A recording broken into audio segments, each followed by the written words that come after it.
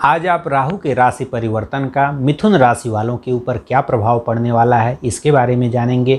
साथ ही राहु के राशि परिवर्तन का मिथुन राशि वालों को क्या लाभ होने वाला है और किन बातों से आपको सावधान रहना है इसको भी जानेंगे। और राहु के कुछ आसान उपायों के बारे में जानेंगे जिसको करके आप राहु को प्रसन्न कर सकते हैं और अच्छे लाभ ले सकते हैं। नमस्कार, मैं पंडित राजकुमार दुबे आप सभी का आपके चैनल मिस्ट्री ऑफ धर्मा में स्वागत करता हूं। तो आइए सबसे पहले राहु के गोचर के बारे में जानें कि राहु गोचर करते हुए कहां पर इस समय भ्रमण करेंगे। तो राहु 23 सितंबर 2020 को मिथुन राशि से गोचर करते हुए अपनी उच्च की राशि वृष राशि में राहु उच्च के होते हैं। तो वृष राशि में 23 सितंबर 2020 को आ रहे हैं। जहां पर किसी भी राशि में राहु 18 महीने तक रहते हैं तो वृष राशि में राहु 12 अप्रैल 2022 तक रहेंगे। चूँकि राहु और केतु दोनों एक साथ ही गोचर करते हैं तो इन दोनों ग्रहों का गोचर 18 महीने का होता है, इसलिए राहु केतु का और बृहस्पति का गोचर 13 महीने का होता है और शनि का गोचर आपका 2.5 वर्ष का होता है। तो इन चारों ग्रहों के गोचर को आप लोगों को विशेष ध्यान रखना चाहिए। इन चारों ही ग्रहों का गोचर जब भी हो तो इनके गोचर को सभी लोगों को ध्यान रखना होता है, क्योंकि इनका ही सभी लोगों के जीवन पर विशेष प्रभाव पड़ता है। गोचर का फल बताने से पहले आप लोग यह जान लें कि जो भी हम यह गोचर का फल बता रहे हैं तो जो लोग भी मिथुन राशि के होंगे और साथ ही जो लोग भी मिथुन लग्न के होंगे, मिथुन राशि अर्थात जो आपकी चंद्र राशि होगी, तो मिथुन राशि वालों के लिए और जो लोग भी मिथुन लग्न के होंगे उन सभी लोगों के ऊपर जो भी यह गोचर का फल होगा यह प्रभावी होगा। तो आइए हम जो लोग भी मिथुन राशि के हैं या मिथुन लग्न के हैं आप लोगों के ऊपर इसका क्या राहु के गोचर का क्या प्रभाव पड़ेगा इसके बारे में जानें। तो जैसा कि आप लोग बगल में चार्ट में देख सकते हैं कि राहु आप लोगों का जो लोग भी मिथुन राशि के हैं आप लोगों की 12वीं राशि में गोचर कर रहे हैं, जो आपका व्यय भाव होता है। तो व्यय भाव में बैठ करके और राहु की जो 5वीं दृष्टि है आपके चौथे भाव पर पड़ रही है और राहु की जो 7वीं दृष्टि है आपके 6वें भाव और राहु की 9वीं दृष्टि आपके 8वें भाव पर पड़ रही है। तो आइए हम सबसे पहले आपके व्यय भाव पर राहु के गोचर का फल जानें। तो राहु आपके व्यय भाव पर 12वें भाव पर गोचर कर रहा है, इस कारण से आप लोगों का व्यय बढ़ना कन्फर्म है। आप लोगों का खर्च इस समय बहुत बढ़ जाएगा। इस समय आप लोगों का शनि का ढैया भी चल रहा है तो और साथ ही राहु भी आपके व्यय भाव में आ गए हैं। तो अभी तक तो आपको कुछ लाभ हो रहा था, लेकिन अभी जब राहु का जो पिछला 1.5 साल था वह आपके लिए लाभकारी था, लेकिन अब राहु का गोचर 12वें भाव पर हो गया है जिसके कारण आप लोगों का व्यय बढ़ जाएगा। व्यय बढ़ेगा तो आपको घबराने की ज़रूरत नहीं है। व्यय तभी बढ़ता है जब आपको लाभ होता है। तो जब व्यय बढ़ेगा यानी जाहिर सी बात है कि आपको कहीं ना कहीं से आपको उसका व्यवस्था भी हो जाएगा। तो इस समय आप लोगों का व्यय बढ़ने वाला है, उसके लिए आप लोग सतर्क रहिए, सोच समझ करके आप लोग कहीं भी व्यय करिए। लाभ इसमें यही है कि अगर आप लोग कोई भी अगर विदेश से जुड़ा हुआ अगर कोई काम करते हैं तो उसमें आप लोगों को लाभ होता हुआ दिखाई देगा। या फिर अगर आप लोग विदेश जाना चाहते हैं, जो लोग भी विदेश जाना चाहते हैं तो उनके विदेश जाने के योग बनेंगे। या जो लोग भी पढ़ाई के लिए अगर आप लोग विदेश जाना चाहते हैं तो उसके भी योग बनेंगे। किसी भी काम के लिए अगर आप लोग विदेश जाना चाहते हैं तो उसके योग बनेंगे। आप लोगों के लिए लंबी दूरी की यात्रा के योग बनेंगे। अगर आप लोग यात्रा करना चाहते हैं तो आप लोगों को लंबी दूरी की या विदेश की अगर यात्रा करना चाहते हैं तो विदेश यात्रा की योग बनेंगे। कुल मिलाकर के यह आपकी यात्राओं का योग बना रहा है। अगर आप लोग दूर की यात्राएं करना चाहते हैं तो उसके लिए इस समय आप लोगों का पूरे 18 महीने योग बनेंगे और पैसा भी आप लोगों का इस समय अधिक खर्च होगा। तो व्यर्थ का खर्च आप लोग इस समय न करें, क्योंकि आपका पैसा तो खर्च होने वाला है तो आप लोग उसे सही जगह पर पैसे को खर्च करें। व्यर्थ में आप लोग पैसों को खर्च न करें। इसके अलावा इस समय आप लोगों को गलत कार्यों को बिल्कुल भी नहीं करना है। अगर आप लोग कोई भी गलत काम करते हैं तो इस समय लीगल कॉम्प्लिकेशन के भी योग बन रहे हैं, कानूनी पचड़ों में भी फंसने के योग बन रहे हैं। इसलिए इस समय कोई भी गलत काम आप लोग बिल्कुल भी न करें।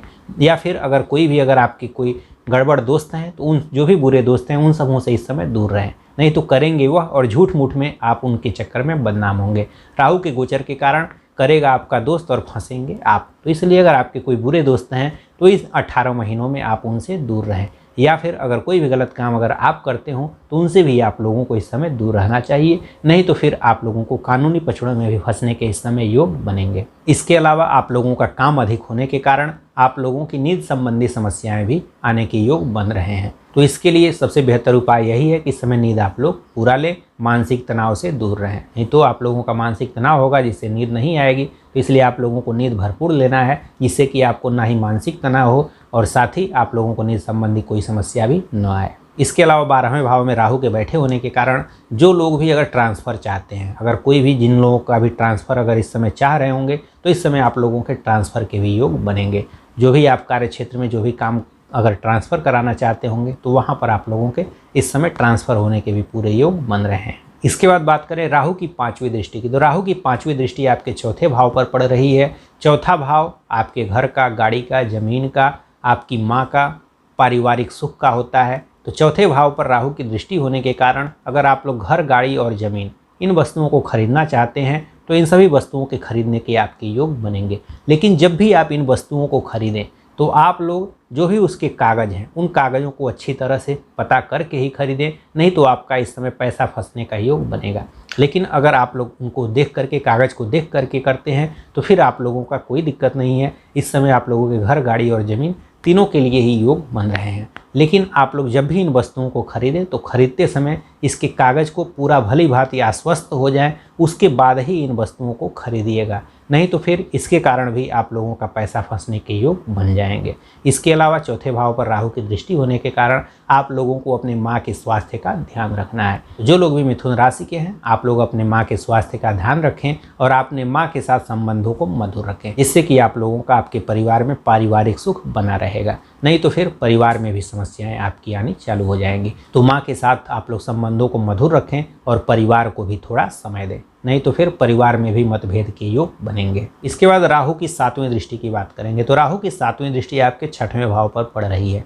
6वां भाव रोग का, रिपु का और ऋण का होता है। तो सबसे पहले ऋण की बात करें तो 6वां भाव, अगर आप लोग किसी भी क्षेत्र में अगर ऋण लेना चाहते हैं तो इस समय ऋण लेने के भी योग बनेंगे। आपका व्यय तो बढ़ना ही है तो ऋण लेने के भी योग बनेंगे। तो ऋण लेकर के आप लोग पैसे को खर्च न करें, नहीं तो इस समय ऋण आपका बढ़ जाएगा।